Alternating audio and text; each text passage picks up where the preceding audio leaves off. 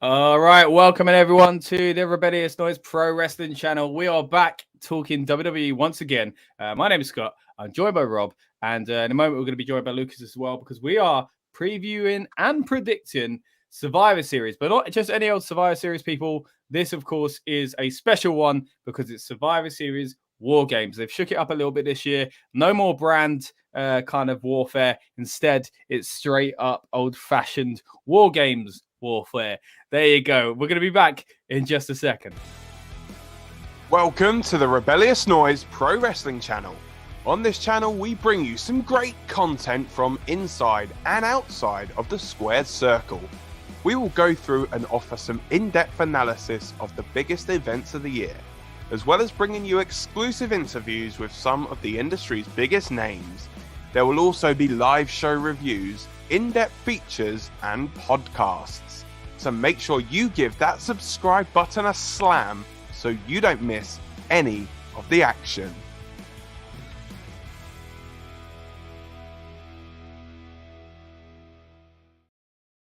All right, so as I said, we're here to talk Survivor Series WarGames. How are you feeling about the show overall, Rob, before we dive into predicting the matches that we've so far had announced? How are you feeling? And Jerron, how are you feeling in yourself, mate? It's good to see you.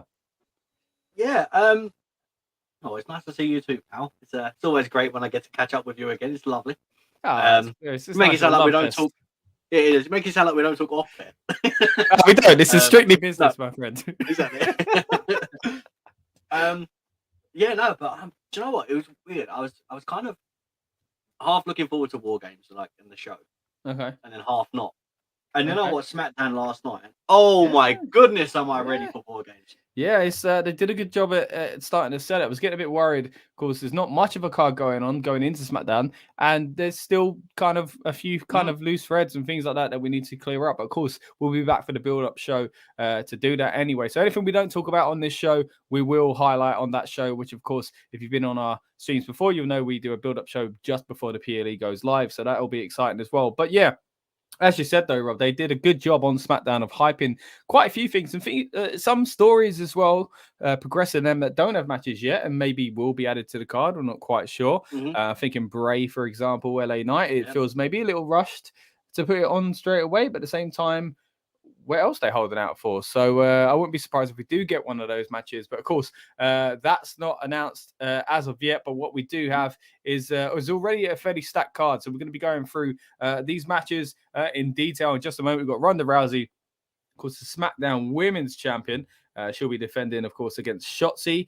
So that'll be an interesting one to get your opinion on, Rob, as well. Moving on to the next one, we've got, and I like what they've done with these graphics here with the men's and women's war games. They look incredible. But what we got there, of course, is the women's war games match, which is Damage Control plus Rhea and Nikki Cross. A few interesting points to talk about later on, I'm sure. And then on the opposite side, we've got Bianca Belair with her buddies, of course. We've got Asuka, Alexa Bliss, and I was going to call it Mia Lee, right? I'm thinking Keith Lee. That's what happened there. I knew something was going wrong. And of course, then we've got a hooded figure. Keep hitting, yeah. Then, of course, we've got a hooded figure there, which is a cool little graphic. Interesting way to do it because they usually just use a little weird kind of cutout. But of course, someone's yet to be added to that match, and we'll kind of talk about our thoughts about that later on as well. And also, we kind of talk about what surely is going to go ahead as the main event, and that is the Bloodline. I don't need to do these ones name by name. You know exactly who they are against the Brawling Brutes and their old buddy of Drew McIntyre and the freshly announced Kevin Owens, which for me was the most exciting thing about SmackDown as well. So, plenty of interesting matches to talk about, Rob.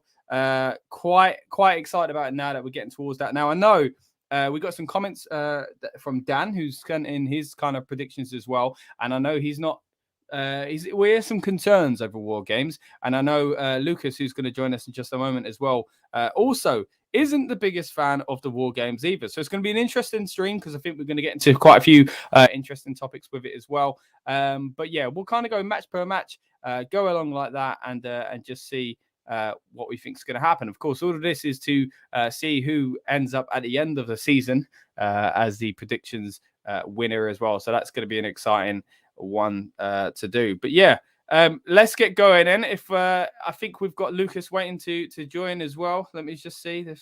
Give us a thumbs up, Lucas, if you're ready. There we go. We're going to bring him in as well. How you doing, Lucas? Oh, I'm good. Let me just get this a bit further away. Too close. No, I'm good, man. I'm good. Good. How you feeling about the show in general? I'm sorry? How are you feeling about the show in general coming out? I know we're going to dig deep into the WarGames stuff that I think we're ready for a pipe bomb from Lucas here. But how are you feeling generally as a show, as a card from what you've seen so far? I'm not interested. No, wow. Me and Rob are coming with all the optimism, and Lucas is bringing us right down to earth there. But let's start out with one of these matches anyway. We will, as I mentioned, touch on both WarGames matches and in full detail later on. And but first of all, let's move away from that. We are going to talk about the women's championship, SmackDown's women's championship match between Ronda Rousey and Shotzi. Now, Rob, you were mentioning, of course, SmackDown. Shotzi got a little helping hand there to get the win over Shayna Baszler as well. Interesting that they've kind of brought this kind of dynamic into it. There's almost two kind of factions. It's not big enough to be a faction, but two teams opposing each other there as well. Was that one of the things you enjoyed from SmackDown? Yeah, it was weird. It's one of those things where, when you think she gets a helping hand, but that does it belittle the fact that she can't beat Shayna, then she can't beat Ronda? That was my only concern. That's a very good point. Very good point. And also, the whole Shayna thing's an issue as well, that she should be at the top of that division, in my opinion, and she's not. And that's still, always quite prevalent when she ends up being, second fiddle in the kind of things to get us to that match. So that's a bit annoying as well. We've got a few comments here from Cameron. Hey, Scott and Rob. Thank you very much, Luke. It was before you joined, Lucas. Don't worry. It was the first on the live. Much appreciated joining us here, mate. But yeah, we're going to go into this match per match. But yeah, Lucas, what about you? You kind of looking forward to this match or not? There's no jeopardy. I know Shotzi seems like she's a Triple H project. Mm-hmm. And I get that obviously they didn't have Ronda on last in Saudi, did they? When was last time when Ronda lasted a match went to Live? She won the title. They hadn't lived into at Extreme Rules back in September. Now was it September? Yeah, it must have been September. Yeah. And so they've obviously got to find someone for her. It's frustrating. Like maybe they're going to build the Shayna thing, but it just feel like, how much are they waiting for it to cool down before they do that match? I can't actually remember the last time Shayna actually fought for the belt. It's that long. I'm sure. I couldn't even guess. I'm tempted to say I don't even think it's been since fans have been back. I think it's that long. Do you know what I mean? Like I think it's pre-2021 Thunderdome era. Like if it has happened. I know obviously she was in a tag team with Nia Jax for a while and held the women's tag belts on a couple of occasions. But it just feel like, what are they kind of waiting for with her? The nice possible way. I believe she's 40 or she's approaching 40. Ronda obviously is back now. Would think it would be the right time to do it. Perhaps that's something they explore later on. But in terms of the match itself, are we saying predictions yet? Or yeah, well, I guess if you want, you can go first. We haven't got Dan with his handy dice, so we're a little bit lost here. But if you're willing to go first, Lucas, we'll do that, and then we'll make sure you're not first on the next one to make it fair. Cool. Well, there's only 3 matches with predictions anyway, so pretty much, yeah. Take a turn each. I guess this is my turn then. I'll just go very simple and say, it's Ronda. It's Ronda's. She just won the belt a month and a half ago. Yep. Shotzi, I don't remember the last thing she even did in pay-per-view. And it just feels like it's a bit like just a title defense to get a match on the show. That's not a WarGames match, and we'll get to my thing on WarGames later on, but I'll keep it as Ronda to win this one. See, that's an interesting thing, because I can definitely see your point there, what you're saying about this feels like a kind of your typical kind of a wrestler that is a bridge to the next feud, because Ronda hasn't kind of had the title too long. She's kind of now in a heel persona as well. But then the other side of it, I think, or is it because they're willing to push Shotzi now? Is Shotzi going to be that kind of... It's like when Kevin Owens, ironically, we're going to talk about him later on, but when he stepped up and was Roman's challenger, it was like, is he the placeholder?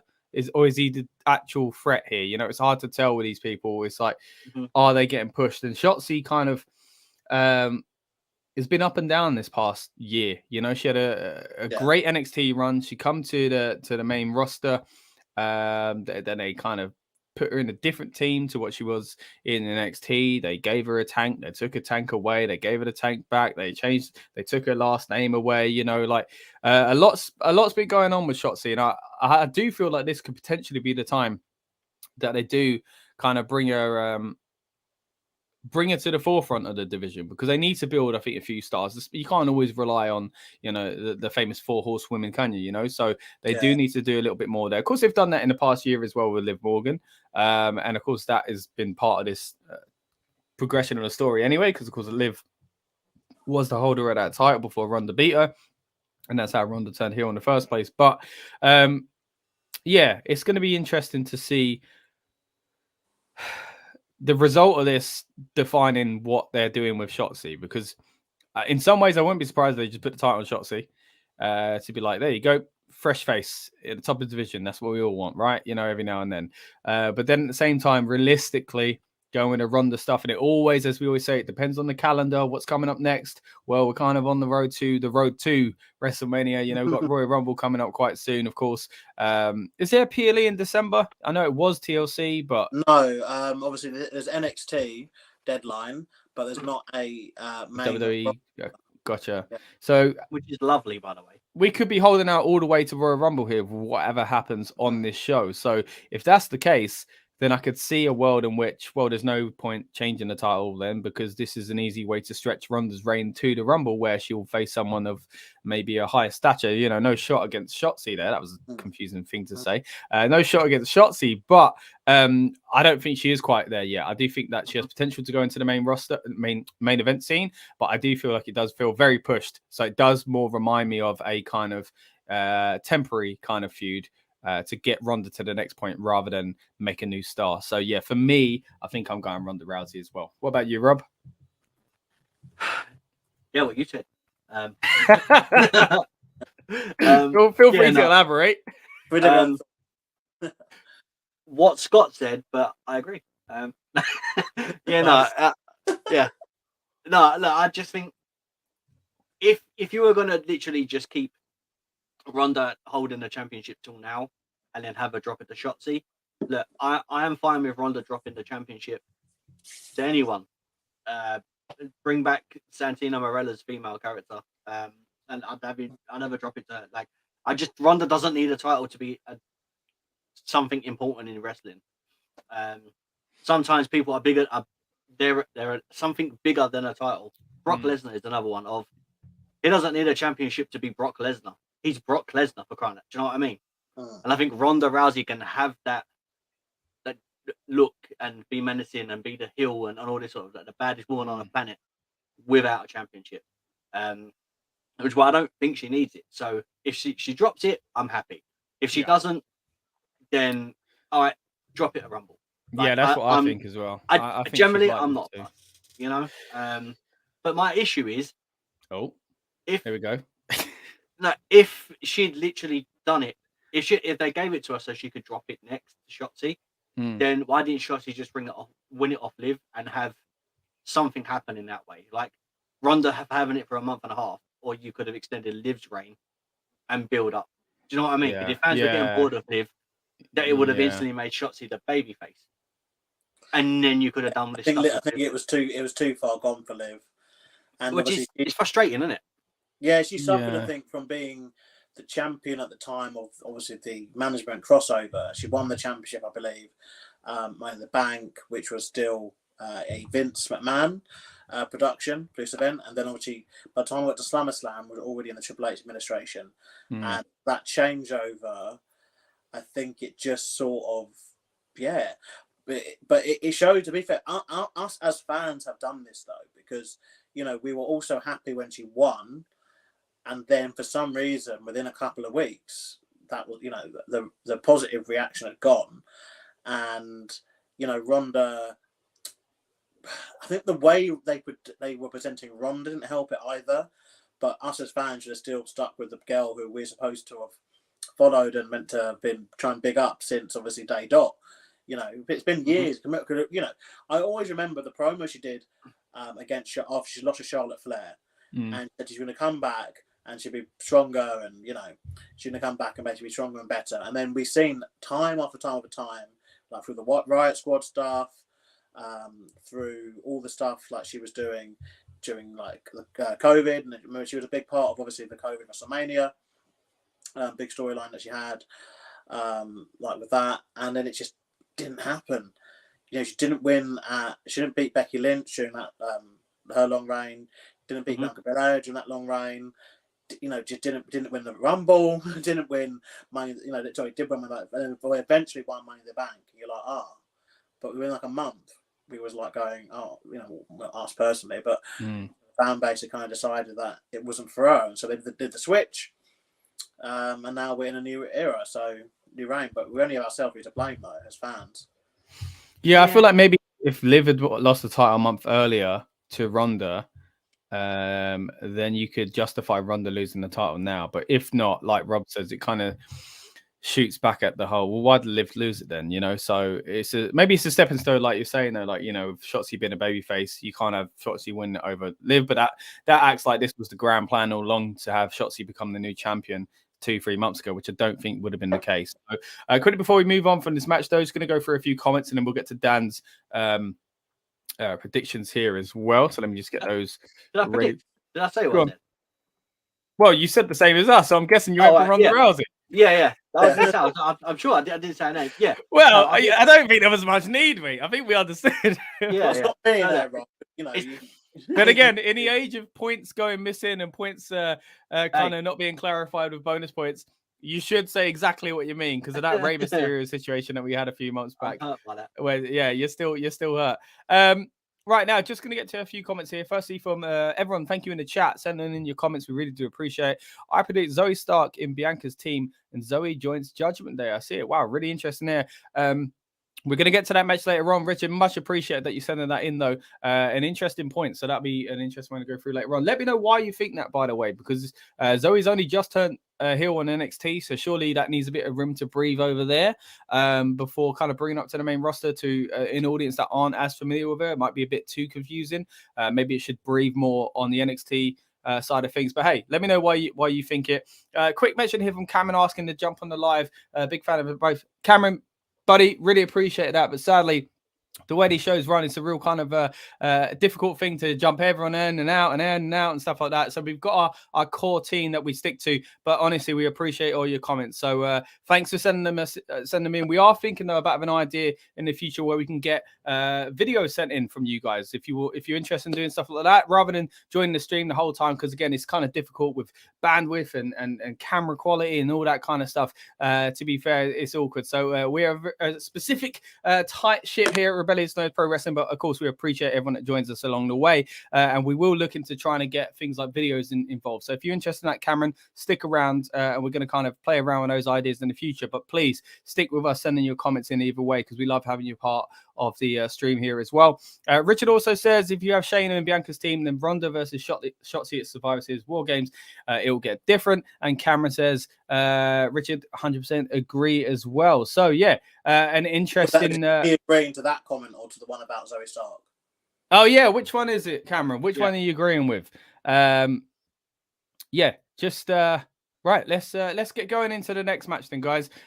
We didn't mention it earlier on, but there is another one that could have potentially been a WarGames match. This is quite frustrating, really. But this is AJ Styles versus Finn. Actually, I say frustrating, but Lucas, you're probably thrilled to hear it's not another WarGames match. Actually, I'm sorry. Before I do that, I should actually get to Dan's prediction for the first match. And he says, whilst I would love to see Shotzi come out with a SmackDown Women's title, I don't think she will. I think the insurance policy of Shayna being in the corner of Ronda will be the difference. There is also a bold out there scenario that Raquel could turn on Shotzi. That's a good point, actually. She's been in the corner recently on SmackDown, because we mentioned that earlier on.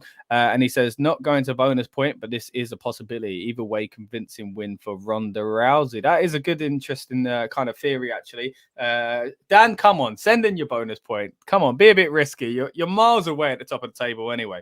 And Cameron says, it was the second comment, so it was the one about Ronda versus Shotzi and Shayna if she was in Bianca's team. So thanks for clarifying that for us, Cameron. Much appreciated. But let's move on to that match, as I just mentioned there. Either way, whether it's a WarGames match or not, I'm looking forward to seeing this. I'm loving the fact that we're building up some real stables at the moment. And I know we've talked about quite a bit already, but Triple H seems to be clearly a fan of stables. He was a product of the Attitude Era and growing up in a time when he was watching the Four Horsemen. And of course, didn't have a few bad stable runs himself, the guy. But right, so... with that in mind, two stables behind these two megastars, really, of this kind of generation. I think this is going to be a really interesting match. I think it definitely has the potential to be match of the night, especially if the WarGames concept isn't quite for you. This might be the kind of step away from that kind of thing and more of a traditional match, but it also has the potential to get very, very messy because of outside influence and stuff like that. Now, you've got, of course... Mia Yim in the background there, of course. Now she's going to be in the WarGames match, and Rhea's going to be in the WarGames match. But I got to be honest, guys, I'm not too thrilled about, because I feel like they should have stuck with this storyline rather than been like, you need another member on your team. Well, I'm doing something over here. It's not for me, that. What I'd rather see them in is deep involved with this feud. So I wonder if, although they're even on the graphic, are they even going to be involved with a match? Are they going to be at ringside? Are they going to be... and I know, Lucas, you've had a thing recently of noticing how many kind of... what do you call it? Interferences and stuff like that we've had lately anyway. But I guess... even if they don't influence a match, not seeing them outside at ringside because they're waiting for their match later on in the night just seems a bit clunky to me. So, anyway, interesting one there. Let's start with you on this one, Rob. I reckon that I think both women are going to be at ringside. This is my theory. Would be the women's WarGames should go on a little bit later on. So I think this match should start. My opinion, clearly we should start with this match. It's quite nice and easy. Everyone will be involved. They'll love it and all that sort of. It's an easy one to start with, right? But my thing is, if you start this one and Rhea and Mia are at ringside, if they kick off, then they can be pulled apart, and then they're already gassed and ready to go for the next match. So they can use it as fire to it's a quick, easy build and a cheap build for the match on the night. Do you know what I mean? Because they'd already sort of thing. Yeah. And I think if anything, that will really pump them up, especially when they're standing in the cages and obviously they're staring at each other and all that. Which you always in NXT, they've done a fantastic job of doing it. Hopefully, it's the same thing that they do obviously on this Peer League. But look, as much as I love the OC, I just don't know if they need to win. And I think that's the problem. The Judgment Day are in this position where I think if they take the loss, it diminishes everything they've done. And I just don't think if they're going to have a loss, I don't think it's now. Because they're still in this position of where they're building Dominic and the brotherhood of Finn and I always call him Punishment Martinez, Damian Priest, their brotherhood and their bond between them, and Rhea and Dom, and there's still so much that we don't know. And I think the minute they take a loss, I think the minute they get that, it kind of diminishes everything they've done because they've been beaten. I like the idea of them being unbeaten, and then whoever beats them means they have to regroup. Because they're such great heels in this position, I don't really think normally as a heel you can take a loss. And it's I'll take a loss, like Seth. But I think this time it's different because of the way they've been built. So because of that, I really want Judgment Day to get the win. And I keep saying it, and I'll forever say it. Dom needs to get the final pinfall. He needs to pin, and because he's going to get more of a heat. I mean, I'm sorry, but if Dom does something and then he gets the heat, good for him because he's getting that heat and he's getting himself away from the Rey Mysterio stuff. Which, you know, if you're going to be in the limelight of anyone and your dad's like arguably the greatest luchador in wrestling history, no matter what you do, you're not going to be compared to as anything else other than Rey Mysterio. So if he's got to be the greatest heel that he can be, then go for it. But in order to do that, you need to push Dom, and he needs to pick up the pins. You know, he needs to get the win for. So I think for that reason, Judgment Day will win. Okay, right, interesting. Let's hand it over to Lucas, mate. What are you thinking about this one? Yeah, I think the way I'd like this to be done is because obviously WarGames means that you're going to have just obviously, you know, loads of people in the ring doing stuff. I think this one should start with them brawling and getting ejected and then leaving the match to the two people. So that way they get to go out there and have obviously loads of people with them. But I think from a booking perspective, it will make better sense if they're not out there and involved with the match and the finish. But then saying that, I can also see them doing some sort of non-finish here. But it feels weird now because of this gap. But there's a very long gap, obviously, between this show and the Rumble. There's 2 months. And are they realistically going to want to continue? You know, I guess they could look at it. They got 2 months to build stuff up. I get that. But usually on something like this, they'd like to just bounce it back by next month. You know, they are going to have like interference finish this month, and next month the babyface wins. But it's a bit like, well, are we really going to go to the Rumble with this? Potentially, I guess. Looking forward to the match though. I think it could be very good. But I do feel that I would like this one. If there are 2 matches where there are 10 people in them, just to be the people that are named in the match as much as possible. So with that being said, I feel that it's annoying this because I feel AJ takes so many falls on pay-per-view. Like, I don't think he's won one in like since he won the tag belts with Omos and stuff. And it's a shame. Sorry, the record for AJ, by the way, of PLE wins. He hasn't won a pay-per-view match, singles match, I believe, 3 years. Amazing. That's madness. And yeah, that's AJ Styles. I mean, I'd expect that from Kurt Hawkins. But AJ Styles, bro, that's madness. Don't look at me like that. But then he really hasn't had many in a weird way. You know, because of how they now do these events. Obviously, with the production that they now do, it means that these shows, even when you see the runtime being 3 hours, 3.5, 4 hours, that's still, they can only get 6-7 matches in, you know, because of how they produce stuff. You know, back in the day, when I've been watching old Survivor Series matches and whole pay-per-views really from the 80s and 90s, and you know, all in, I don't think any of the events I've watched have been more than 2 hours 45 minutes. But you're getting on some of them, particularly you're getting, you know, 5 or 6 full Survivor Series matches, tag matches, because they're like 15 minutes maximum each. You know, with a little interview before, and the gobbledygook can make an appearance, obviously in 1990, sorry. But apart from that, do you know what I mean? Like you're getting like 10, 15-minute matches. But now you know it's going to be like these WarGames. And obviously, we get to that match when we talked about it. But you know, you're getting like it's been an hour per WarGames match, like all in. Once you had the entrances and the video packages and all this kind of stuff. And maybe that's why the card's not that big at the moment. You know, it is still really kind of thin, not Finn Balor, but thin on the ground there as well. But yeah, my pick for the match though is I feel I'm kind of with Rob. As much as I do think AJ does deserve a pay-per-view win, I think now's not the time we're going to see it. And because obviously there's too many other factors that could go against AJ, I feel that he will be the one taking the pin. So I think Finn Balor will win. All right. So both going for the side of the Judgment Day over the OC. I just feel like, I mean, last month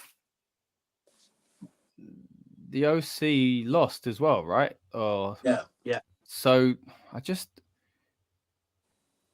think it's too risky having them lose too many times. It's the only thing. Like they've only just come back. I mean, it's not, I know they're not in their match, but their representation, like AJ Styles and like you were saying earlier, Rob, AJ not winning for ages, and I know he doesn't need it. You could say because the part of his career he's in, but yeah. And for months, I've been every single time we've done prediction, I'm like, Judgment Day needs to win. It's been easy straight away. Even if I haven't thought they're going to do it, what I've wanted has been Judgment Day all the time because they need to make them strong. But I feel like they're strong now. I think that they're in a good position. So it's around the time that they could kind of take a loss. Of course, they got Mia Yim in there as well, kind of boosting their squad, which I didn't expect. An outsider, someone that was never a part of the original Bullet Club or anything like that. Was an interesting kind of addition, but yeah, it's kind of hard to tell. I honestly think I wouldn't be surprised if it went either way, and I don't think it's that important if it goes either way personally. But if I had to pick one over the other, I think just to kind of balance it out a little bit, or is it going to be the end of the feud? It doesn't feel like it, though, does it? No. So the thing is, they've only just added me again. They haven't had. They've only had one match. So. Like they should have had I know you don't like it, but they should have been a 5-on-5 Survivor Series or something like that. Yeah, that's what it should have been.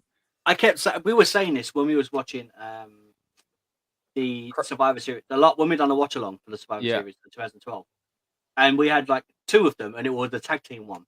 Yeah. And I said this would be the perfect thing that they could do for Judgment Day because if the women only go against the women, had WWE do it, and it's not an intergender thing, like other companies. If the women eliminate the women, then one of them's gone. Then the other woman has to leave because she can't be there. Yeah. So it's an easier way to get two eliminations out of. Do you know what I mean? Out of one, or if one, for example, Mia pins Rhea, she has to then leave the ring. So she's always going to be the last survivor with that. So it's just awkward to do. So and I was like, well, if they just eliminated both of them. It's just a funny situation. That it's easier for them to do your managers, which is why they needed another guy. Which is why we were saying before, if they're going to add anyone, it should be Beth, Edge, and Ray, because that's a different lot of guys. Yeah. Just adding a woman, it's like I appreciate it. I don't mind me, but it just. I think it's good. Yeah. I'm glad she's back, but I'm interested in it. The fact she isn't someone we would have imagined, but where is it going to go? Like you're saying, is it like I was saying, is it the end of feud? Lucas saying he doesn't think it is, and like you say, bringing someone in like that, maybe it means it isn't. So if the feud's not going to end, I don't know. Again, usually you think the feud would end on the babyface.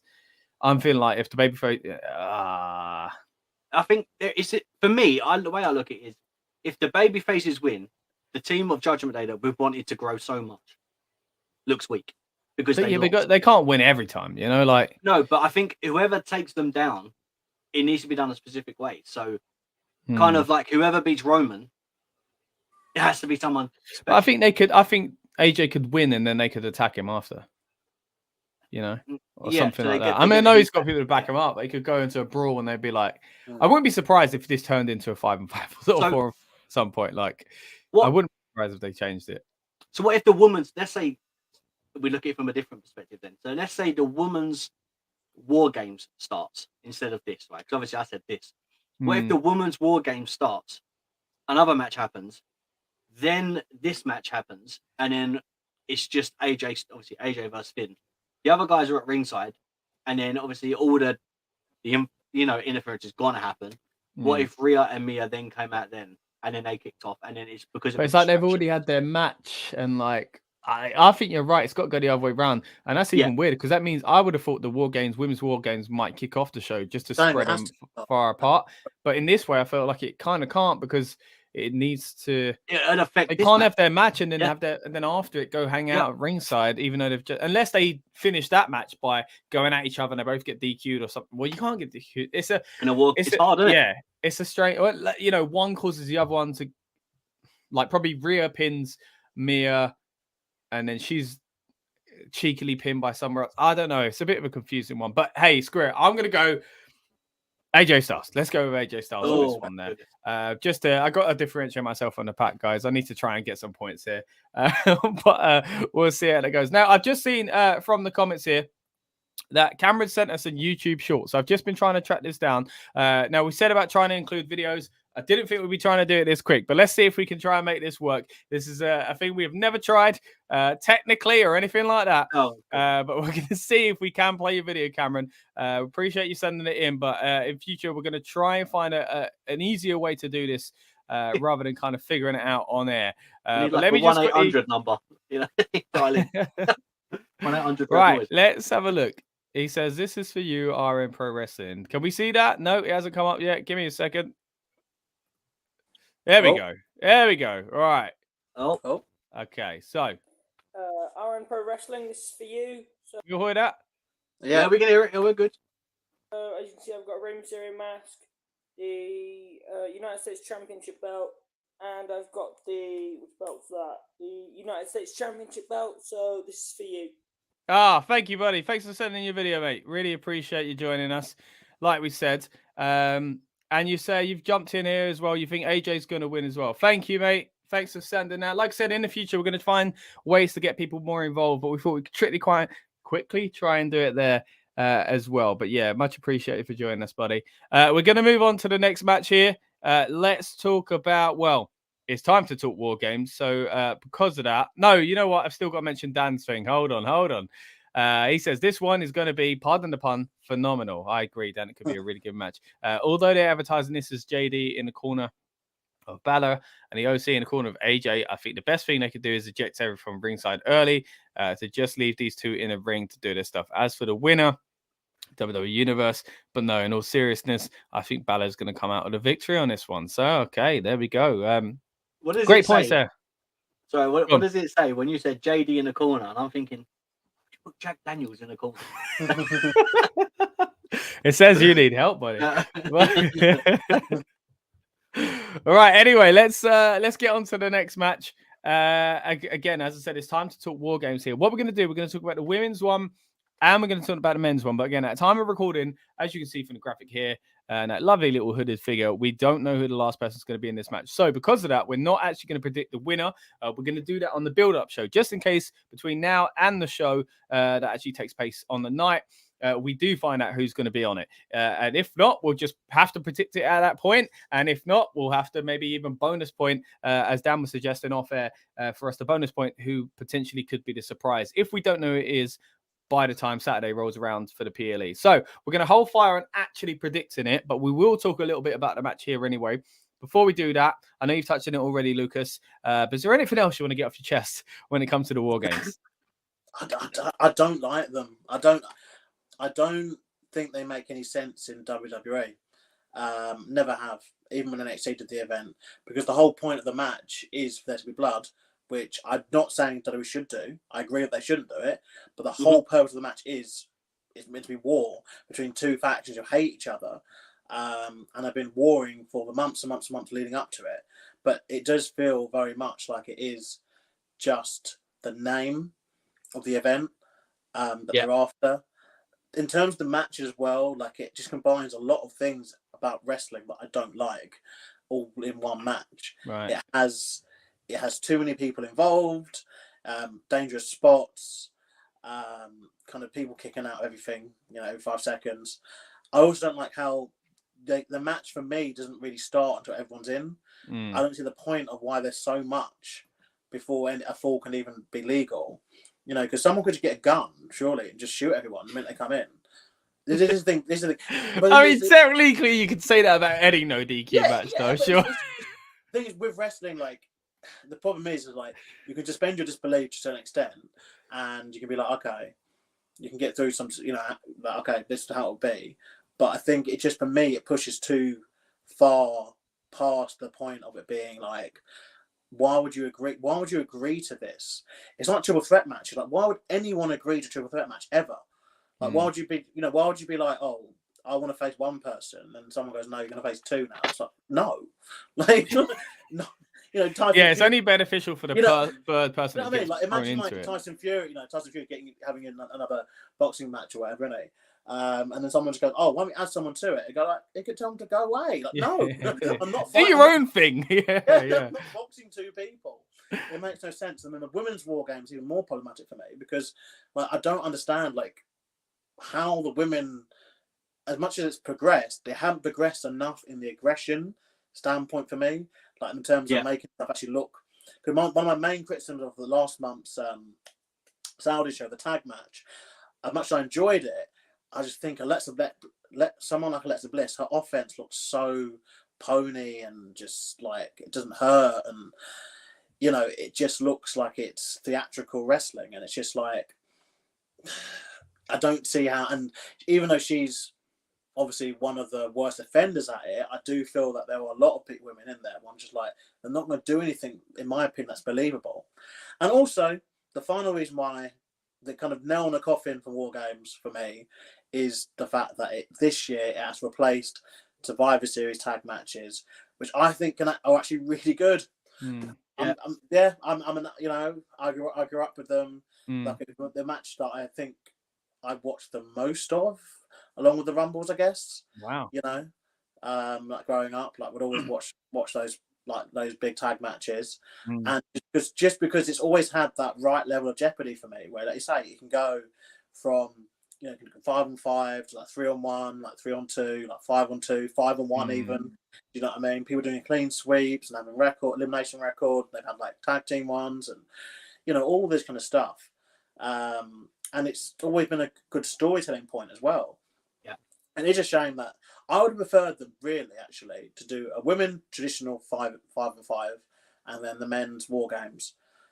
And also it's another one where as much as Triple H is trying to get rid of these gimmick pay-per-views and matches, I think if this stays, it means that obviously this will be the one where every year it's going to build up to, what 5 people are going to randomly start hating another 5 people and end up in war games. So you've taken the problem from Hell in a Cell of just like, what few can we just like keep doing rematches of every year? Inside the Hell in a Cell to now, now we've got to find 5 people to face 5 people at the time. And yes, I get that could happen with traditional 5-on-5, but they already had as much as it was sucky, they had the story, they had the reasoning with the brand versus brand, but also now they've got factions. So it's a case of surely, like you're saying, the OC versus Judgement Day will make a great 5-on-5, or 4-on-4, depending on what you do with the women, I guess, in the scenario. But yeah, I don't know. It's just for a lot of reasons, it's not for me. But I get that they are for some people, and I get that Survivor Series. I think as early as about 2008, 2009, like people were kind of trying to get rid of it or change it. Like I know Vince did cancel it one year, didn't he? And then brought it back. I believe that was 2010 or 11. And then obviously they had the fantastic success with 2000 and no, it was 2011. I think it was 2011. They had canceled at one point, and then they brought it back so The Rock could have his tag. And that did really good business. That's with Cena, wasn't it? Yeah, and they kept it going. And they had a really dire year though. I think it was like 2013 or 2013 was really bad. I think it's up there amongst one of the worst reviewed like WWE events ever. Because it just had they didn't build anything up for it at all. And boom, here's a pay-per-view. Then obviously 2014 they built it back up when they had the Authority storyline. Fantastic one, Ziggler, a fantastic match. Yeah. Then the last few years has been dominated by this brand supremacy. Which has ended, thankfully. But I don't know. For me, I don't know. I'm not a WarGames fan. I guess you guys are though. No, I mean I get both sides of it. I mean I agree with some of your concerns about the war games, especially being on the main roster. And I also agree with I love the traditional 4-on-4, 5-on-5. They haven't always been great. But this Raw vs SmackDown thing, it should be the recipe for success rather than disaster that it end up being 9 times out of 10. I've gone on record for years, on this channel, the main Rebellious Noise channel, the Talk of Beans podcast, about how suddenly people wear a red t-shirt and a blue t-shirt and they're aligned with something. It frustrates me. We can go on about that for hours, but point is, it should have worked. It didn't work. So what they could have at least done is, as you said, done both. Pleased everyone here. I like the tradition of the Survivor Series, and I know, like, you're coming from, like we do, growing up in that generation, especially with the early stuff that you start watching wrestling, and you see these larger than life characters and these kind of legendary team names and stuff like that that people love to look back on. So it's got a real kind of thing for a lot of people of a certain generation. I'm sure there are people younger than us who like some of the memories of the Raw versus SmackDown ones as well. But realistically, the stories were always awful. And it's the same sort of thing, though, what you're saying with WarGames. Like I say, it's the same with the Survivor Series match. But now they do have factions, like you said, it is a little bit more understandable, at least to pluck them into that, rather than a WarGames. The WarGames match itself, I will say the first few that came back, as far as coming back because it moved over from WCW on NXT, I really enjoyed the first few. I do understand the whole waiting around, but the match hasn't fully begun and stuff like that. But it was kind of that, it's different though. And I did really enjoy it. I thought they were well put together and they were in NXT's kind of height as well. They were in the glory days of NXT. Then a few after that. They had the Undisputed Era. And this is one thing which... Yeah, exactly that. If Triple H does follow the same kind of booking method, but it felt very much like WarGames got introduced to WWE, to NXT, at the right time when they had the Undisputed Era. Yeah. As the main faction. And the same way it was introduced, obviously, when you had in WCW, when they had the Four Horsemen. And so I get that. Like, it made sense. And obviously, as well, to be fair, they introduced it because it had the trademark. And it was sat there doing nothing. And during the time when Cody was obviously trying to get stuff back, so they were like, we might as well use it. We have the trademark. Do you know what I mean? Yeah. But I do think overall, it just feel like it was very well booked in that sense. The first few. Yeah. Yeah, the first, yeah. Because then it does get, because even I started to just be like, oh, they weren't living up to those ones. I can't even remember the last few, to be honest. I think I might not even watch the last ones. There's one with Kevin Owens in, wasn't there, actually? That one was great. That was great. When he come back. 2020. Yeah, it was a surprise. And yeah, we actually spoke to him about that as well. So please check that out on the channel. If you do fancy hearing his kind of opinions on what it was like to come out as the surprise at the NXT WarGames as well. So check that out on this channel. Would be wrong of me not to plug it. Great interview there as well. But yeah, that was a great moment. It's had some great moments, even moments within the ring, the Undisputed Era, some of the great spots they did. But I know that leans more into some of the things you're not as much of a fan of, Lucas, as well. And then there's tradition for me. The big shame for me is that they're not doing both. They could be separate things. I get it kind of fits the mold of Survivor Series because it's surviving. Do you know what I mean? And it's team on team. It does fit. I get that, but it's just like a streak match having a title with it as well. Like it's always one of those examples of they could be two different things. That's a great point what you said about kind of shoving like a cell again. Yeah, we're 20 years from 2002, which was the last time there was no 5-on-5 or traditional Survivor Series matches.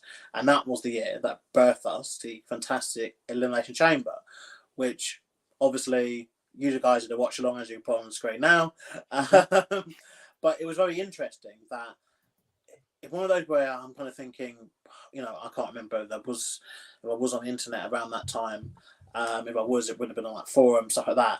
Like was discourse then about, there's actually no 5-on-5. Like, well, there was that weird. So it starts out with a table match, wasn't it, Rob? It was a weird table match.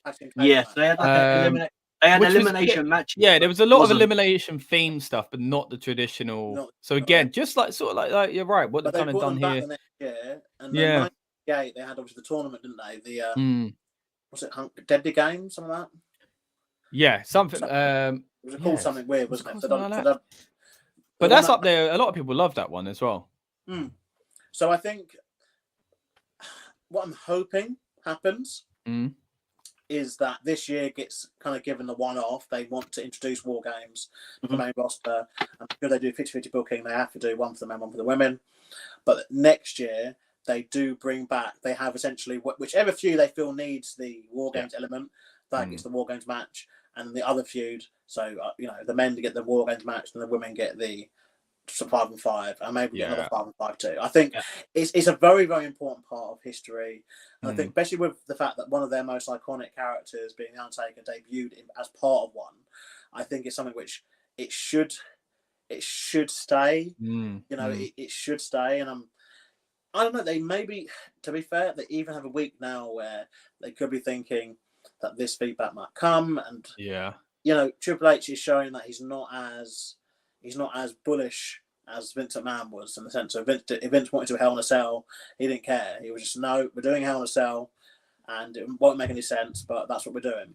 But I've seen discourse already. It just feels like people are divided because Survivor Series, it's odd because even though some of the better matches of the Survivor Series have been more recent, such as the one we mentioned in 2014, which obviously had Sting's debut at the end of it, Team Authority versus Team Rhea, Ziggler is the last. Unbelievable that one. Like that was a really strong match, but obviously, you know, like for most fans, it is obviously the era like years ago, whether it be Attitude Era or even before that, when you know you had, like you said, those amazing team names and you know those situations. But it's hard with, I think, anytime you get like a new gimmick, when you get a new gimmick match though, like a lot of the stuff earlier on, you know, it gets obviously repeated later on. So like there has been previous occasions where there's been 5-on-1 kind of thing, like all clean sweeps of a team. But then obviously it gets done to death, as we know. We end up talking about when we talk about stuff like Money in the Bank and cash. The Rumble, sadly, because there's just been so many previous examples now where we can just go, oh, it's happened. This has happened. I'm gonna miss. I'd say I'm gonna miss these 5-on-5 if there's not one on this card. I'm hoping maybe even the pre-show, like that's a good shout. Academy and you know, Elias and those kind of people. Like, just get them on. Just get one on. You please everyone that way, I think, in my opinion. Yeah.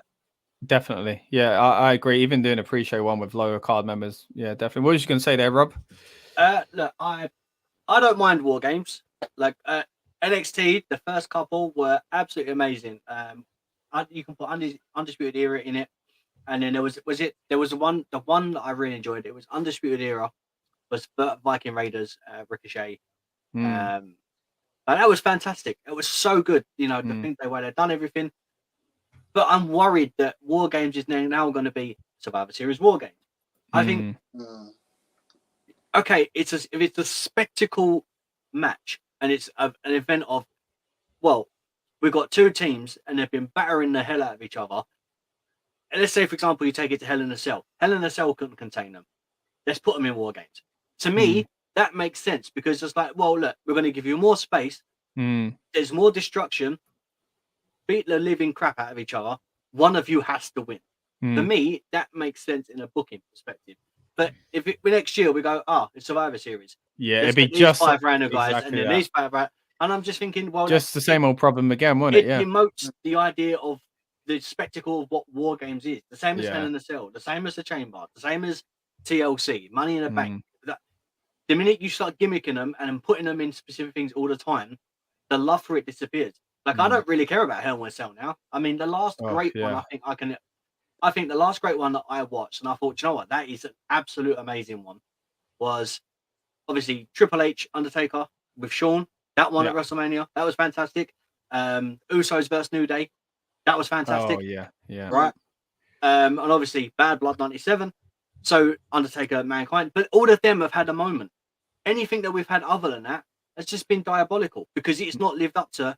Other stuff is better. Yeah, especially when you had 2 on 1 card as well, and that's exactly it. But this WarGames as well could have the same problem. Could have could have been a 5-on-5 or 4-on-4 or whatever with the women, and then the men had it. The next year change it up. The women had is more the blood feud. Give them that. Then, it is a bit of a shame. Cameron agrees with you, by the way, Lucas, as well.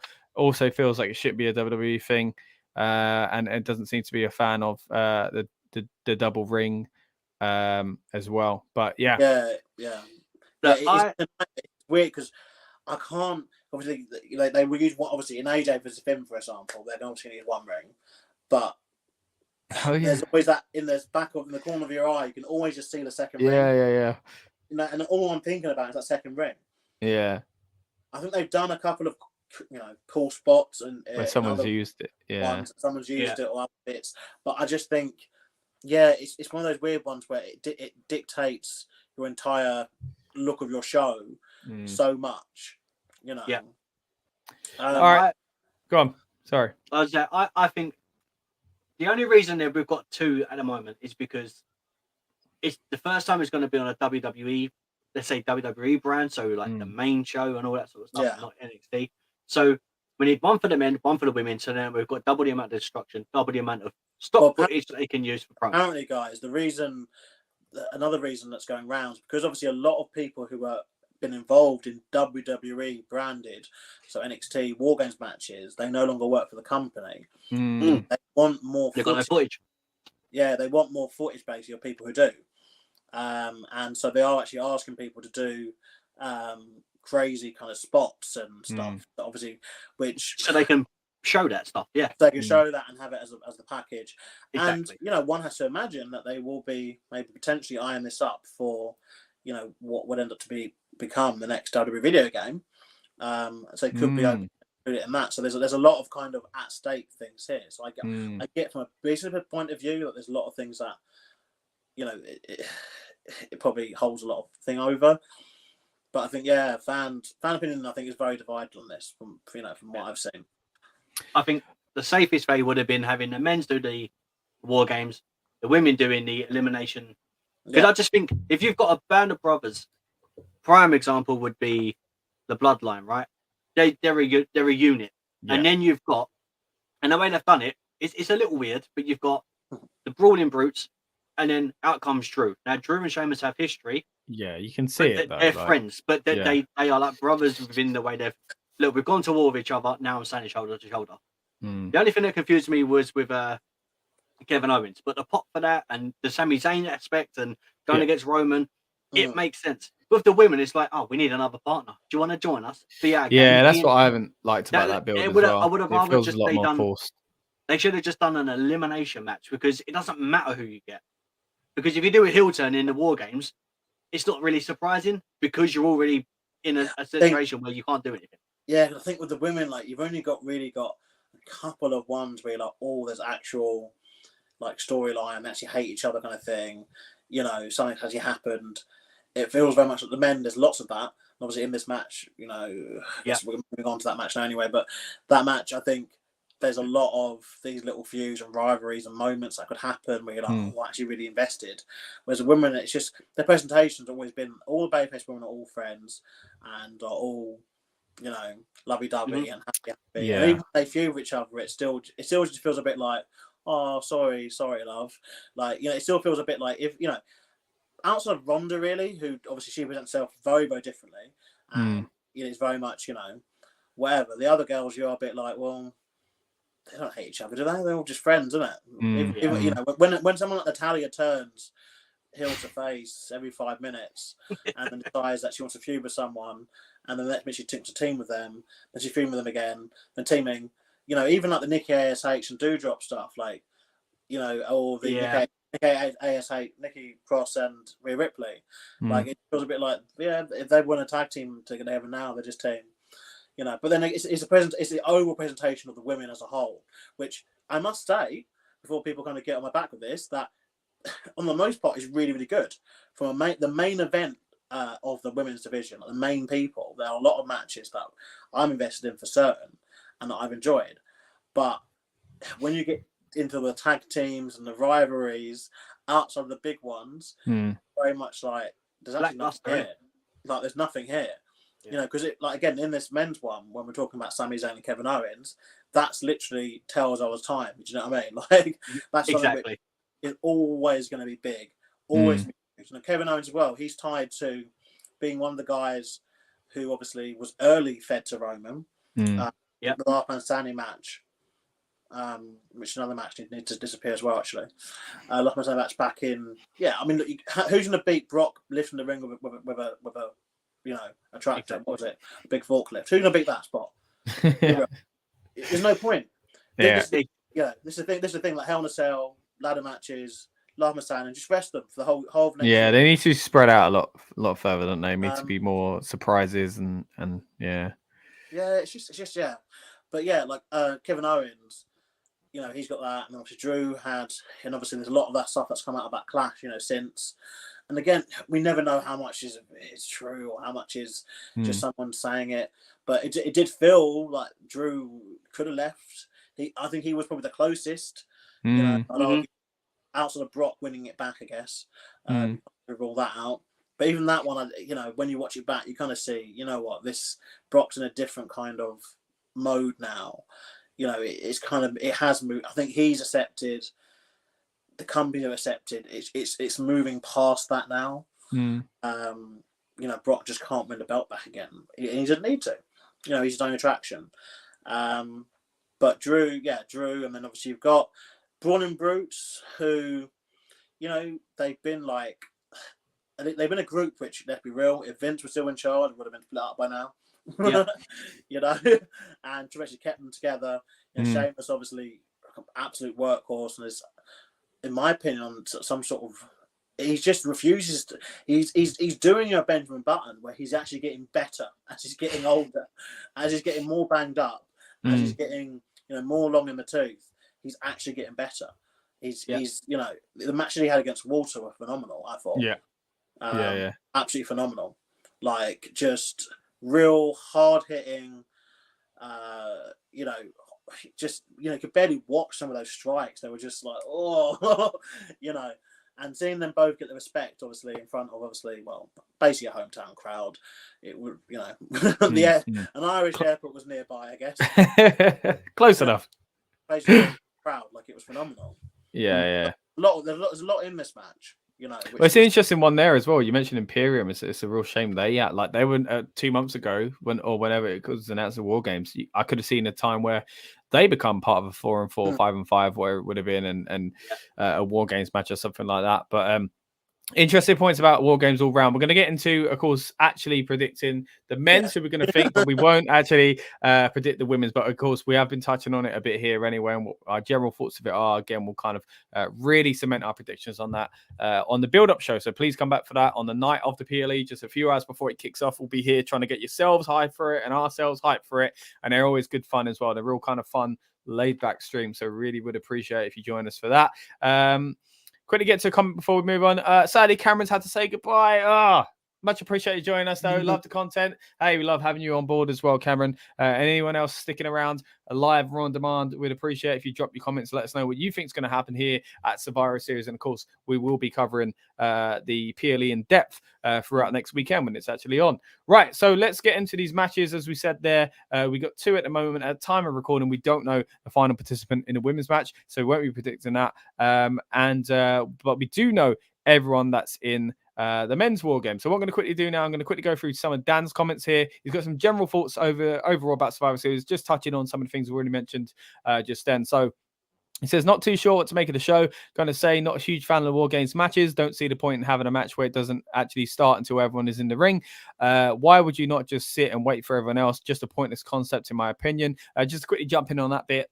I get you for the most part, Dan, but I guess the argument could be that they hate each other. They want to beat each other up. They want to get the advantage and all that kind of stuff. I kind of get in that sense if they present it in the right way, but I do understand your gripe with that. And Lucas kind of mentioned similar kind of feelings about it as well. He also says this match is apparently being done to get some more footage for the highlight reels, as they only have NXT footage and half the people those matches no longer WWE. Of course, Lucas touched on that earlier on. He says, disappointed there were no traditional Survivor Series tag matches on the show, as they are fun, although AJ versus Belair easily could turn into one on a night. Work smarter, not harder trips. There we go. That's kind of what we were saying we would like to see as well earlier on. And he says, I think they will add an IC title match to the show too, as the SmackDown World Cup, I think, ends in this coming week on SmackDown. He also says, check out our video on the World Cup. Good point, Dan. We did a WWE World Cup fantasy booking thing on the main Rebellious Noise channel a few years back when the world was a bit crazy and we didn't know what was going on. So go check that out because that was great fun. We did a real in-depth version compared to the one that WWE do, and we'd like to do another one again. So if you fancy checking out a video and want to see another one, let us know. And also we're gonna cover the actual World Cup. If you're a fan of football, we're talking about that World Cup. So check us out on the Rebellious Noise football channel as well if you want to hear us talking football. And then he also says the rumored US title match seems like a banger too. Seth versus Lashley versus Riddle versus Ali, possibly with will be added on Raw. Well, we'll wait and see about that. But yeah, if that is announced, then my goodness, what a match that could be as well. We mentioned AJ and Bella potentially being a match of the night, but this one, if it does get added, would definitely be a contender for that as well. So let's quickly jump back onto thoughts on the War Games matches. Dan says, this is a tricky one, to be fair. Obviously, I can't lock in the prediction because for me, it all depends on the fifth women is. If it is a big name return, I feel it swings in a way of the babyface team.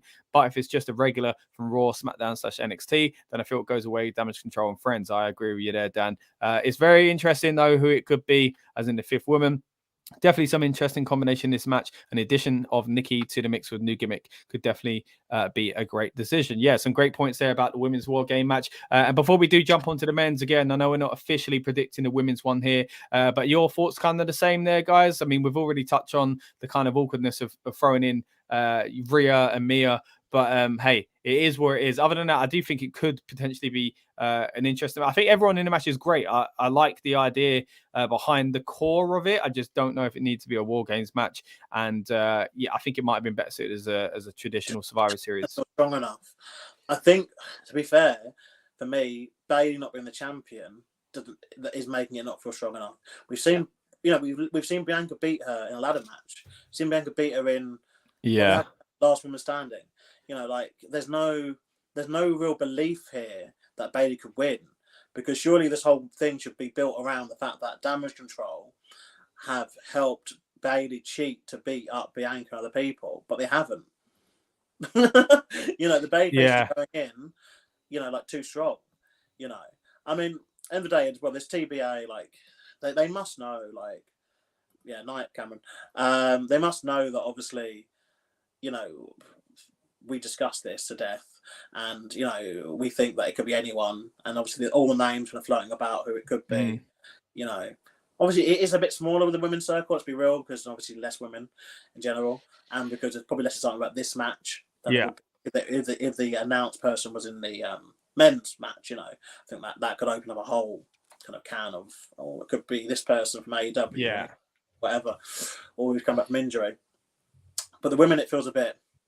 It could, like you're saying, on one thing, it could be like a Sasha Banks, could be return. Yeah, I think that's the thing. If anyone is Sasha, Charlotte, or Naomi, and it's like Sasha and Naomi made more sense when there were two spots. I guess they could bring them back separately. I guess only one could be coming back over the other, which I think seems more likely to be Naomi than Sasha these days. But that's a conversation for another day, probably on the build up, to be fair, if they haven't announced it by then. But you're right. I think there's potential to shoot themselves in the foot here if it's not up to the standards that people were hoping for. So that's a bit of a risky one for me. I'm always excited by the surprise people, but I am a little concerned. So I think if it's not going to be someone massively kind of internet breaking, Twitter breaking, which seems to be doing its own thing at the moment anyway, so anything could do that at this point, it seems. If it's nothing to melt the trending topics, then I think maybe they're better off announcing it on Raw just to kind of save face there. But hey, who knows? What about you, Rob? Any kind of quick thoughts on this? We won't go into who we think is going to be too much or anything like that. We are going to move into the men's one in just a moment. But general vibe about this match so far? Look, for what it is, the booking is a bit iffy. But I'm not saying that none of the women won't be able to turn up on the night and put on an absolute performance. They're great. All of them are great in their respective right. Some are better than others. Some are still trying to find their proper feet. Damage Control seems like they're still trying to find that tag team bond. Some have never been in that position before. Some have. But look, I'm down for it. As I said, I would rather it be an elimination match, but for the fact that they need footage and they need to show stuff and then make it more true. Yeah, maybe that's I think it kind of, it's one of those, as you said, from a business point of view, it needs to be done, but from a wrestling fans point of view, it's Survivor Series, man. We need an elimination match. That's like having a TLC pay-per-view and not having a TLC match. It makes no mate, it sounds silly, I get you. But yeah, look, I'm all for it. I have an idea of who I think the final person is. Okay. I have two ideas. One of them makes more sense. All right. We'll get onto that on the build-up. Yeah. Unless we find out. But I would like the idea of it being someone, I'm not saying it'd be Lita, but it needs to be someone huge, Lita or Trish or something like that. Make a thing. But the person I'm thinking of would do the same thing. So. All right. Well, we'll hold off on that again until the build-up show, if it hasn't already been kind of revealed by the time we get there with Raw and SmackDown in between. So that was the women's match. Again, no official prediction for us here because we don't want to kind of waste that prediction just yet, just in case we do find out who the final participant is. Now, we do know who they are. In the men's match, of course, as we mentioned throughout the stream, we've got the Bloodline, which surely had to be involved with this, against the Brawling Brutes, plus Drew McIntyre and Kevin Owens. Now, already that feels a lot smoother. Of course, yeah, we've got as we mentioned earlier on, KO and Drew. But Drew, we can make sense. KO, we can make sense if we go on the whole Sammy factor as well. And as Lucas said, his connection with the Roman situation about a year or so ago. So this one I'm really excited for. I'm going to go first because we're going round on this one, of course. And for me, I'm going to say this is surely the only time the Bloodline can take the L, because it's not for a title. So I've been waiting for this moment to say, this is when I know they will lose. But because they've been so hot, because they've been on fire, I don't know. So I think they might be still a bit too scared to do it. Well, this is the time you could afford to do it. It's just like when Roman faced Drew and it was champion versus champion and there was no title on the line. I was like, well, Roman could lose here without actually, and it'll help Drew and whatever else. I feel that the same thing, it could be done here, but just like with that one, they might kind of step out of it and think, well, you know what, let's just continue to make them look good because they are so over. And I've got to say, there was a time when a Bloodline thing started to get a bit stale, and I think recently it's really picked back up. Still potential for it to slip again, but I think the Sami Zayn stuff is key. And even adding in Solo, I think, is giving it a breath of fresh air as well. The dynamic has been really fun, and now the dynamic, speaking of which, we can go really deep within this very match, the Kevin Owens thing, Sami Zayn and all that kind of stuff. So I'm really looking forward to it, but I just think the temptation at the end of the night for them to be like, the Bloodline reign supreme over the two rings with the cages and the destruction everywhere. My goodness, they did it in the end. Feels kind of like, yeah, I can see that, but it feels like a good opportunity to give them a chance to not win. Do you know what I mean? It feels like an opportunity if they start sowing their seeds for a destruction, and I feel like that could happen because of the Sammy stuff. Or do they not want to go too soon with it? It depends on Rumble. It depends on the build to Mania. Who's he facing Roman at Mania? Will he have the title? Is Cody coming back soon? Like, there's so much to it that you just think, although this feels like a good time to allow the Bloodline to lose because it won't hurt them that much, they might be tempted to just go, you know what? Again, talking footage, talking highlight reels and things like that, and talking momentum, I can see them winning. And so I'm going to... I'm talking myself out of both answers here, guys. But I think I'm going to go with what I think they would do. At any other time, I think they would have gone with, or should go with, the opportunity to not make it always about the Bloodline. But because of what's been going on lately with the Bloodline, and it being the first ever WarGames on the main roster, and it being about making that highlight reel, I think they are going to give it to the Bloodline. But saying that again, talking about just how much, talk about momentum and excitement, there is so much of that behind the Brawling Brutes. What's happened there, the way they've become an exciting trio is fantastic. Drew being with it, but the kind of mismatch of a team standing tall feels very Survivor Series-y. Don't get me wrong. We don't always look back on Survivor Series and you're like, wait, he's now heel, he hates him. Since then, they were tag champs together. Then they didn't even work. Like that happens a lot when you look back on these old teams. I think if they want the WarGames to look like something special, you can't not have the solid team, the proper 5 guys go over. Do you know what I mean? As much as we can argue that I can see these people teaming with the Brawling Brutes, realistically, they're still not a proper team as a full unit. Do you know what I mean? So in the end, those other 2 guys are going to go separate from the Brutes. The only one I can see joining them properly would, of course, be Drew, because he is kind of a similar character as well. But yeah, for those reasons, I'm going with the Bloodline.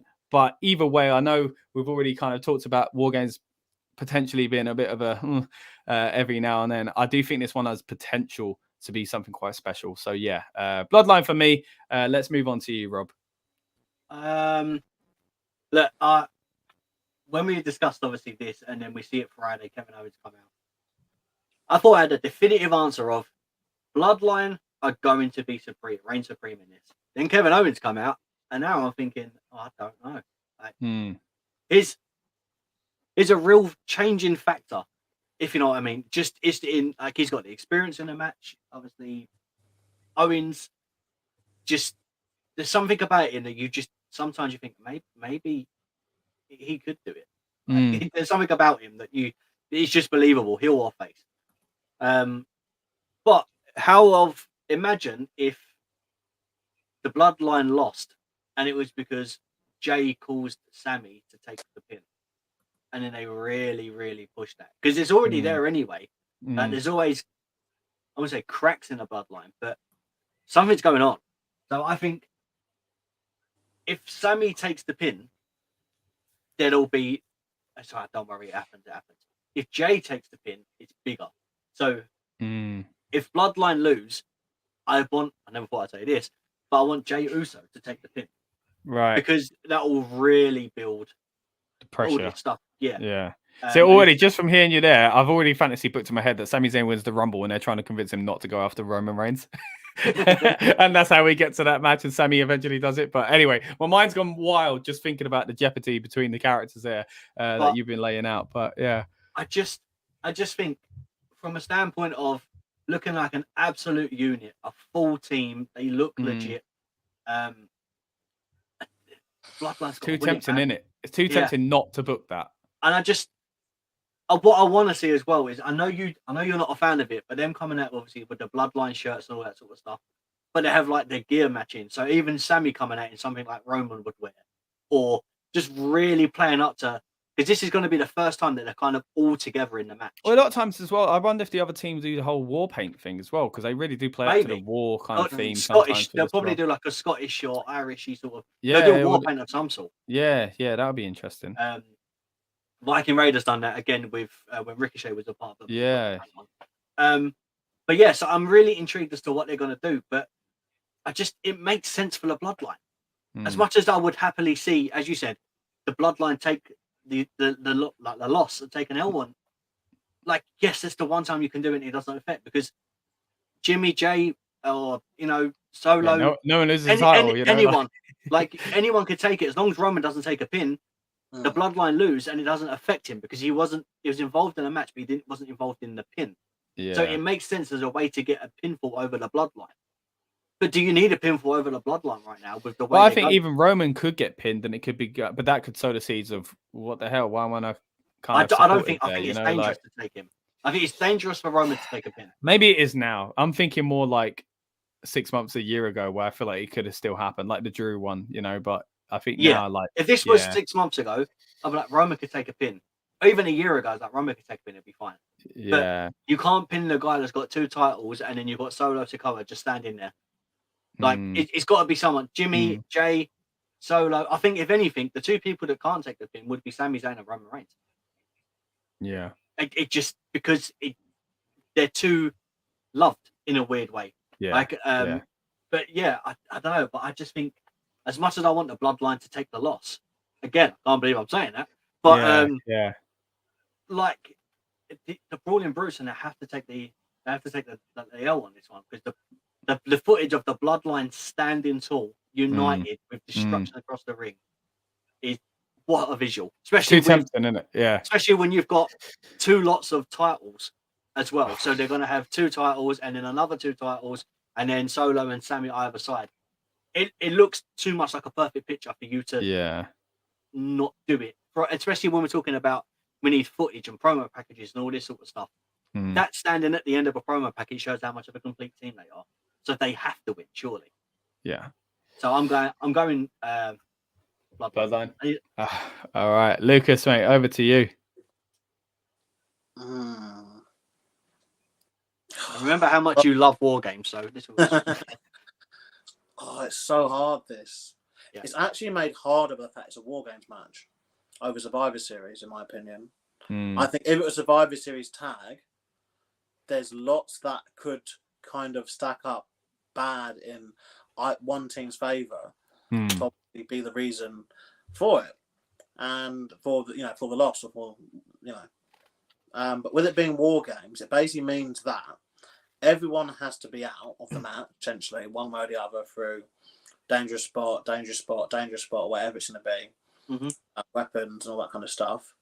And then you get down to your final 2 or a few people who end up doing the finish. And so it therefore kind of means that we have to think about who's going to be taken out, like, before this finish, who's going to be involved in this finish, basically. Because that all links. I think Sheamus has got to go far in the match. Yeah. Well, yeah, it's interesting that he's positioned at the front, isn't he? it'd either be him or Kevin Owens now, because the Kevin Owens is a big part of it, like Rob says, with the background of the match and being a surprise addition. But like you say, Lucas, he's at the front of the graphic. It's his team with extras. It's the Brawling Brutes and friends. And who's ahead of the Brawling Brutes is Sheamus. So one of those two guys have got to be at the end. Yeah, I think he's bored of WarGames already. Look at it. Potentially. Well, it's really hard because I kind of want to go the other way from you guys, but is it you want to go the other way because it makes logical sense for the Bloodline to be victorious? You kind of swung me into thinking more the Bloodline because of they do want this video footage. They do want those clips, but can they still get them? The Bloodline don't win. I mean, there must be other footage of the Bloodline all being together. Not in a match though. I guess that's the thing. Yeah, that's why I kept thinking. Yeah, we've never seen the five of them face off against anyone. And this is why WWE are a big thing about first, aren't they? Yeah. About who won the first X, and they do stick with some sort of tradition of some sort. Do you know what I mean? Like and the Undisputed Era did a lot.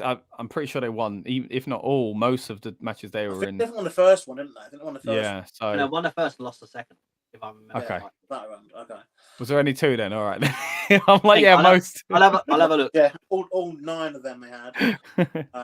Well, if Vince brought NXT, they would have had 9 by now. Yeah. It's just I cannot see Roman getting pinned, and if he does, that's silly. That moment is bigger than this match. Roman Reigns' shoulders being pinned to the ground should happen only when he's losing the WWE championships that he holds, in my opinion.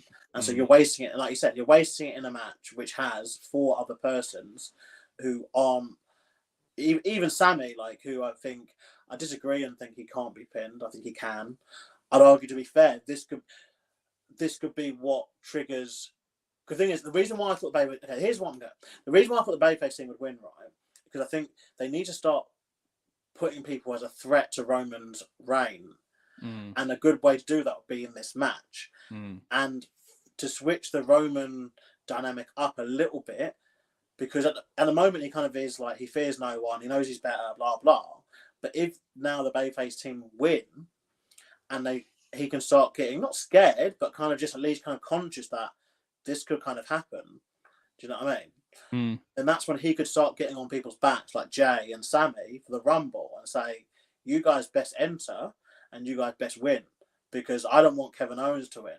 I don't want Drew McIntyre to win and obviously face me at Mania, because essentially Roman's role now as champion, as far as he will be concerned, will be to get to WrestleMania and the main event and to get past that. And I guess this is where the added thing now of you could have that in the background of essentially the big question that we all will have to turn to, essentially the minute this broadcast finishes. And we know what the question is. Is The Rock coming back to do WrestleMania? Because that you can't delay it anymore. Like it's gone from a year ago when we were talking about it, we mentioned about a year ago, it was a pipe dream. But we are now literally in the thing of, is that contract being agreed to? Yeah. Are those dates now clear? Is he coming back for WrestleMania? And if he is coming back, you have to imagine we're going to start hearing about it soon.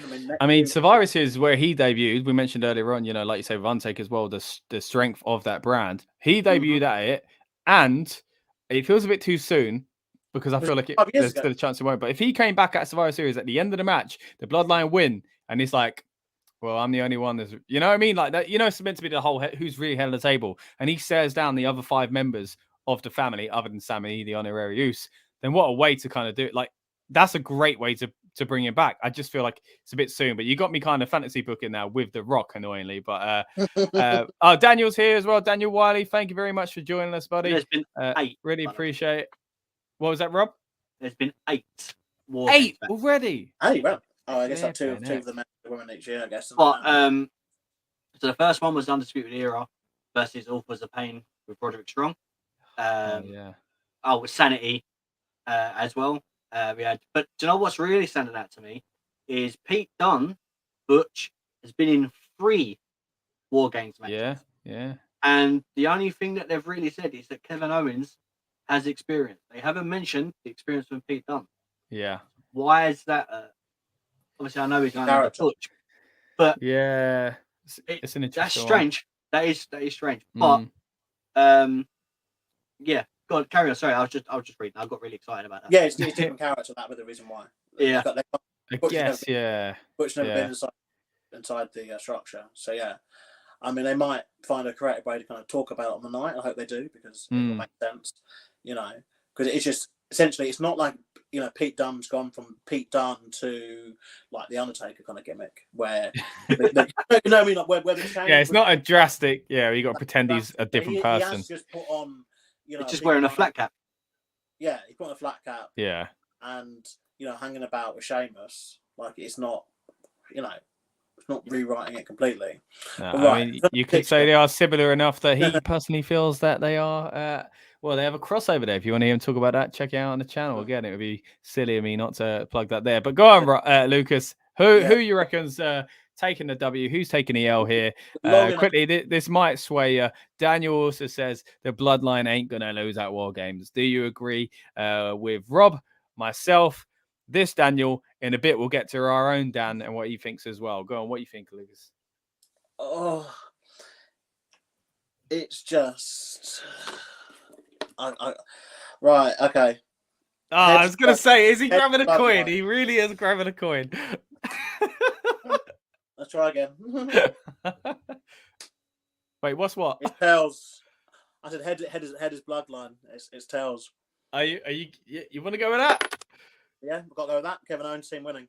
Oh wow, okay, interesting. Because as much as I'm like, oh wow, like I did start off going towards that myself. So it does both ways set up a hell of a lot, but it is a case of, I think, as much as I do agree that they have got more interesting recently in the last few weeks, this build up to this, I must admit that there has been a waning interest for me in each subsequent Roman Reigns singles match for the championships, because it has just felt like we're just kind of padding stuff out until we get to WrestleMania, The Rock coming back. And this obviously is a different kind of thing, but I think it could be good. I think they can still get a lot of that checklist done with the Bloodline's big moments. Like you're gonna have the Usos doing super kicks on everyone. You're gonna have a big spear of some kind. From Roman. You're gonna get enough of that. Whatever Sikoa does, he'll do that. There'd be a big dive off the cage. I reckon it'll be a top of the cage. Uso splash, maybe a duo one, in the two rings. That could be a decent thing. Oh yeah, what a shot! And then obviously, I mean, Kevin Owens is phenomenal, as we know. Like, there's I don't know about you guys, but are there just guys who, when you watch, there's some guys that you can still kind of watch and still be kind of so taken aback by how good they are. Like Kevin Owens is firmly in that list for me, like group of people where you're just like, this dude's amazing. He's phenomenal. Like he's beyond any kind of thing you can imagine he could do.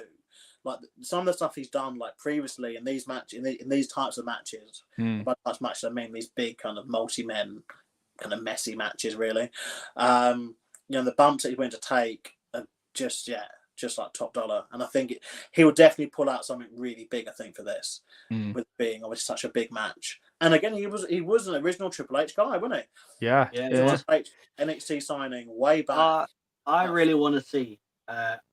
It sounds ridiculous, but obviously we've seen the Usos come out with the war paint from Samoa.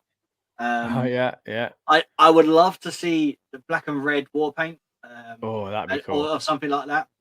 But I did see a mock-up that did that, actually. A mock-up poster. All of them doing it, and then Sami Zayn having it as well. Yeah, I want to see that now. Yeah, they've got to do it. Need to see it. They've got to do it, and it fits their character. Like, if they're going to war, they put on war paint. Yeah, and Roman added. A lot of times he's in his tracksuit and his t-shirt, but he's also worn the lei when he first started doing the head of the table stuff as well. So I think bringing that in, and then like the other kind of, you can argue, the Celtic side of war paint and stuff like that. Throw some French Canadian in there with Kevin Owens as well, who, by the way, we've got to say, that moment on SmackDown, what, like, we're not the only ones, Lucas. You know, everybody seems to be on the Kevin Owens train again, because that return, when people thought, of course, rumors that he was too injured to be in this match, and that the original plans would change. But my goodness, when that music hit, it was tingling. Like, it was so good. It's such a good thing. And just before that, to make it even better, Roman's music had hit and he had come out and people had jumped up to that next level,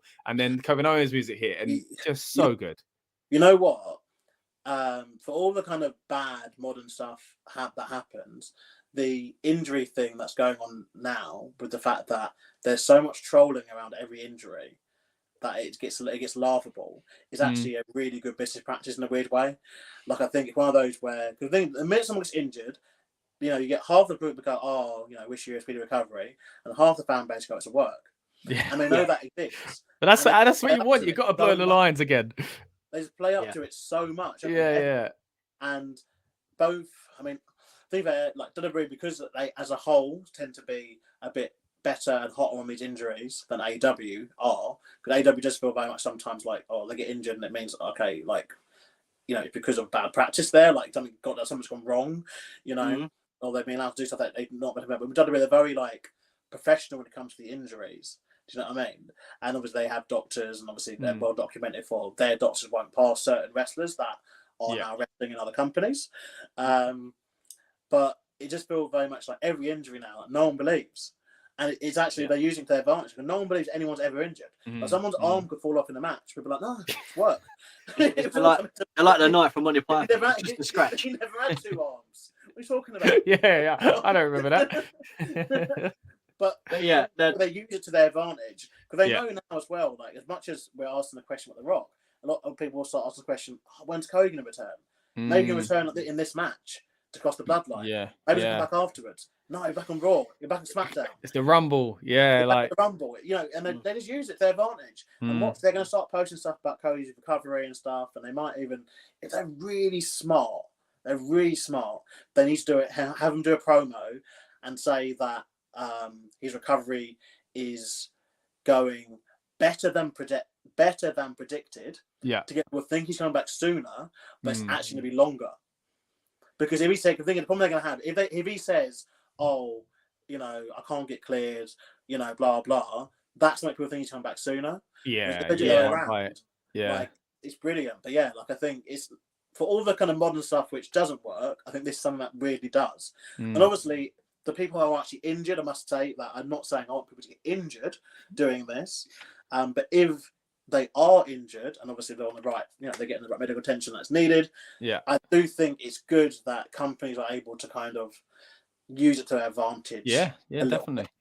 I mean, like you say, that's a modern phenomenon with it, but like injuries, it's an age-old thing as far as like when they bring people back. It's always that kind of bit where you wince when you go, oh, he legit had a bad arm, and they won't stop focusing on his arm. Like, the heel plays up to it, and you can't help but feel, oh my goodness, like, I know he's safe to be back, but is he safe to, you know? So it's always good when they do that. And like you say, I think taking advantage of, you know, a bad situation, let's be fair, and you know, whether someone's out for 2 weeks or 2 years, it's not great, but if you can make a two weeker look like it's going to be 7 months, and all of a sudden they're back in 4 because you've timed it right or something like that, and people don't realize, then yeah, why not? Now I've got to say, I can't stop thinking about The Rock. So I think before we go into a 4-hour podcast about fantasy booking The Rock coming back, we should probably start wrapping up. But hey, if you're into that sort of thing, then join us for the build-up stream, of course, on Saturday night, just before the PLE. How good does it feel to have another Saturday night PLE, guys? Because then we can not have to worry about Monday morning. Of course, over here in the UK, it's a little bit easier to have a lay-in on a Sunday. So that's quite nice as well. But yeah, be back with us, please, if you enjoyed this stream on Saturday night, just before the PLE kicks off, a few hours before it. We're going to do last-minute predictions for any matches that have been added to the card. We're going to have to fully commit to what we think is going to happen in the women's war game match as well. And yeah, we're just kind of going to go into little random topics as we always do on the build-up show as well. They're always fun to do. And of course, the next day, we'll be back right here on the Rebellious Noise Pro Wrestling channel talking about whatever does go down at Survivor Series, good, bad, or indifferent, will be there to kind of recap it. So yeah, we really do appreciate everyone that's joined us live, as always, and on demand. We hope you drop a few comments if you're watching on demand as well, because that does kind of help, of course, with engagement. And most of all, we ask you to subscribe. You know, it's a thing on YouTube. It's been around for years, guys. Press that little red old button, ring-a-ling, ding, ding, ding, that bell, just like you would if it was a free count. And yeah, hopefully we'll see you back here for more Survivor Series content. Once again, I want to say thank you very much to Rob and to Lucas for coming on, for Dan for sending in these picks, and for everyone that's been watching on the stream and dropping their comments today as well. And once again, we'll see you back here very, very soon. We've also got some AEW content coming up very soon as well. So keep an eye out for that, and we'll see you on the next stream. Cheers. Welcome to the Rebellious Noise Pro Wrestling channel. On this channel, we bring you some great content from inside and outside of the squared circle. We will go through and offer some in-depth analysis of the biggest events of the year, as well as bringing you exclusive interviews with some of the industry's biggest names. There will also be live show reviews, in-depth features, and podcasts. So make sure you give that subscribe button a slam so you don't miss any of the action.